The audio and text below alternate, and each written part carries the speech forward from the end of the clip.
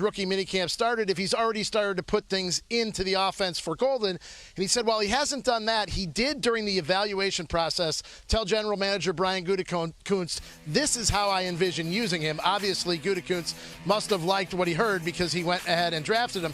But LaFleur said one other thing. He goes, I know that there's going to be something positive that pops up that we're going to see that we didn't see on tape that we'll be able to use with Golden.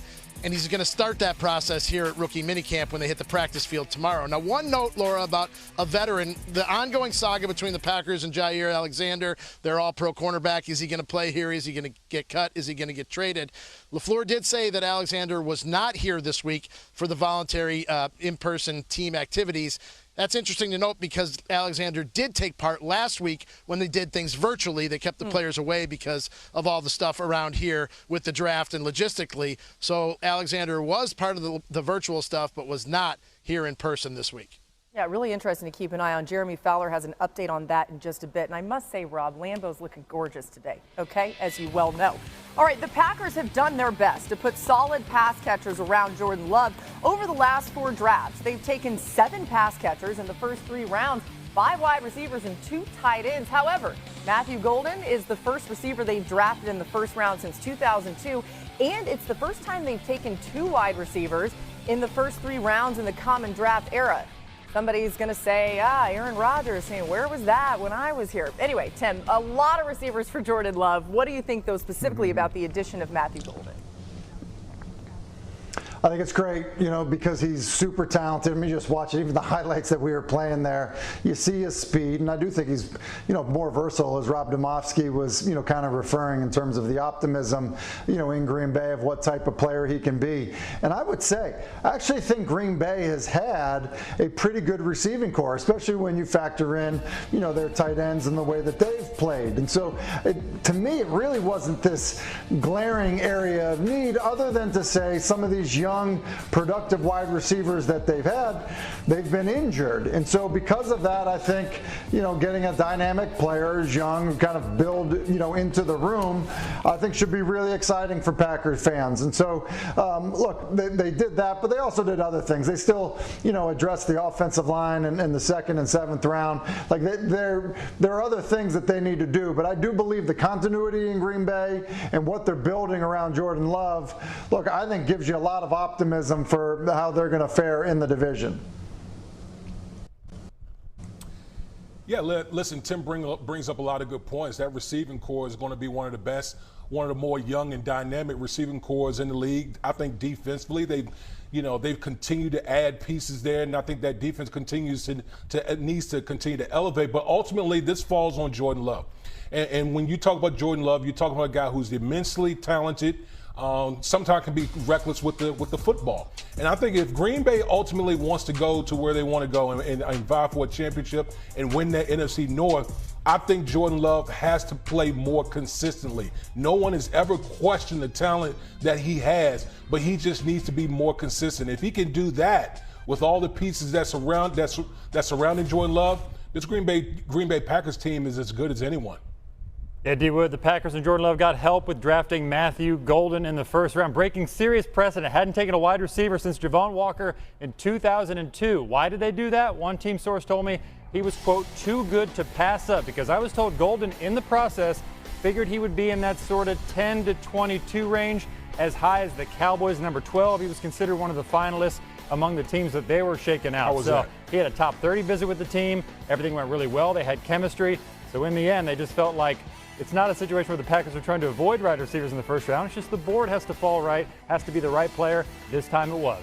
Yeah, and lucky for Jordan Love. I think everyone's going to love what Matthew Golden brings to the table. Now, we promised Jeremy an update on Jair Alexander. You heard what Rob Domofsky said. What are you hearing about him right now?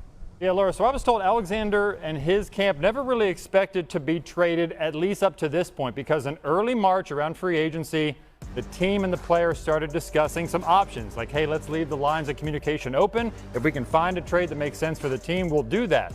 So the player talked to some teams, the team talked to some opposing teams to see what the market value would be. A lot of those teams had interest, but they wanted to wait until after the draft. And now they're through the draft. There still isn't a lot of momentum for any sort of deal for Alexander, who, despite being a top 10 cornerback in the league for a long time, is due $17.5 million durability is a major issue. So the common sense here might just be that both sides can talk about a new reworked package maybe. Yeah. Perhaps the Packers can get some salary cap help, get that number down a little bit if Alexander would be willing to do that. Whether he is or not remains to be seen. Again, Rob Domofsky reporting that he was there for virtual meetings that the team had last week during the draft and then has not been here with the voluntary workouts. We'll keep an eye on that. All right, to our next rookie camp going on today. That's in Philly. The defending champs bolstered their defense with Jahad Campbell and 5 other defenders who are all out on the practice field today. Pretty cool. The Eagles entered the 2025 season looking to become the 10th team ever to repeat as Super Bowl champs. Overall, there have been 16 instances of a team returning to the Super Bowl the season after winning it. The Eagles will have to get back there without their offensive coordinator from last season, of course, Kellen Moore.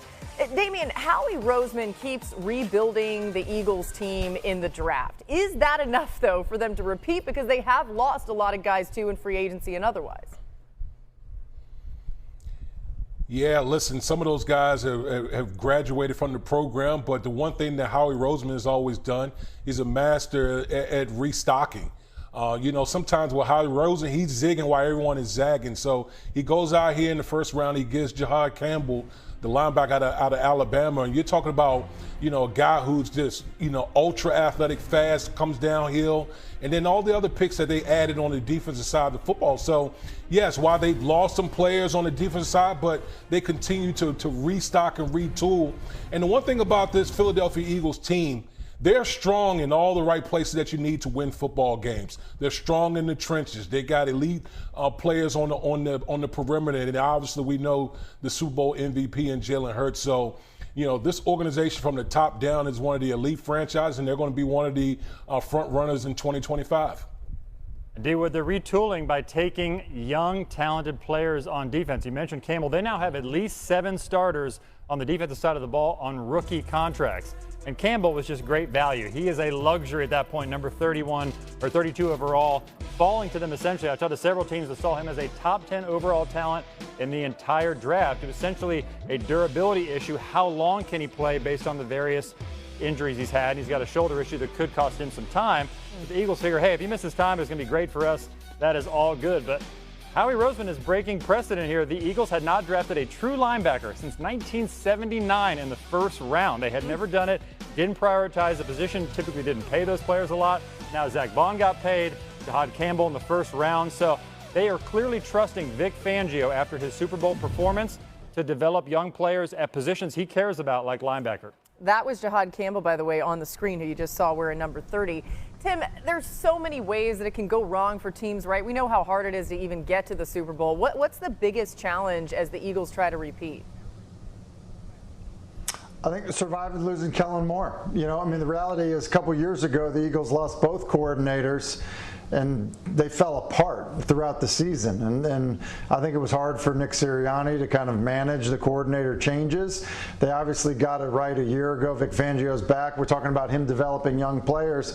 Look, continuity is important. And so, look, no Kellen Moore when you're coaching Jalen Hurts, I think is, it's a challenge. I think Kellen Moore, what he did a great job of was bring the stuff that he was good at doing, but not abandon the stuff that Jalen had been so successful doing. And so you combine those two things together and you've got a Super Bowl winning quarterback. And so now when you make the change at that, as a play caller and just, the understanding between quarterback and play caller, I just think that can be a significant change. You see some teams really struggle with it. And I think for Philadelphia, it ends up being a hurdle if they want to get back to where they were a year ago.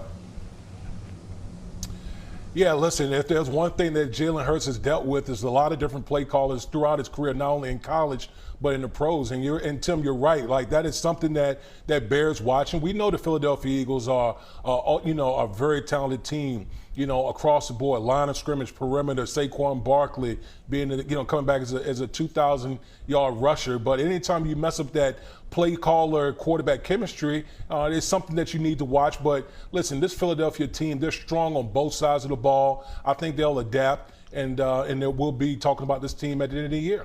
Yeah, by the way, Jalen Hurts can become the first Eagles quarterback to appear in 3 Super Bowls. That'd be something else. We're just getting started on NFL Live on this Friday. The Seahawks have a new look and a new leader in Sam Darnold. Today, we thought he would love this. Let's flash back to one of his best non-kicking moments in the NFL. We love a kicker hit, okay? What are some of the best kicker tackles of all time? So let's take a look at some of those in honor of Pat McAfee's birthday. D. Wood, you go for September 9th, 2012.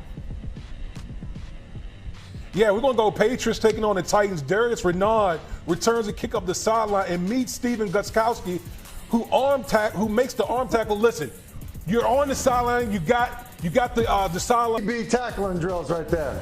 And then Matt Bosch or D. Wood, man, oh man, 2018.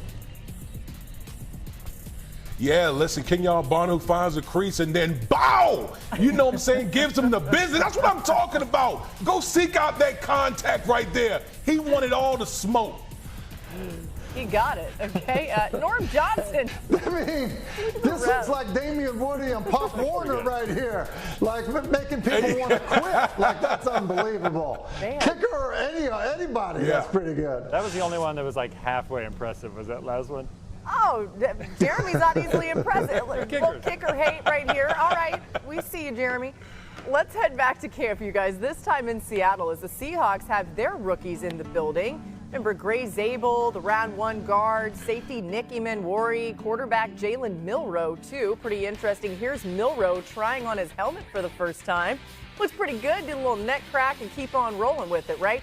Can't wait to see how he does in Seattle, and we'll get to that in just moments. The Seahawks will look a lot different this season, especially on offense, right? Sam Darnold, Cooper Kupp, Marquez Valdez-Scantling replacing Geno Smith, DK Metcalf, and Tyler Lockett. And, of course, we mentioned some of the draft picks there. They also signed DeMarcus Lawrence in free agency. So a lot of new faces in Seattle on this offense especially.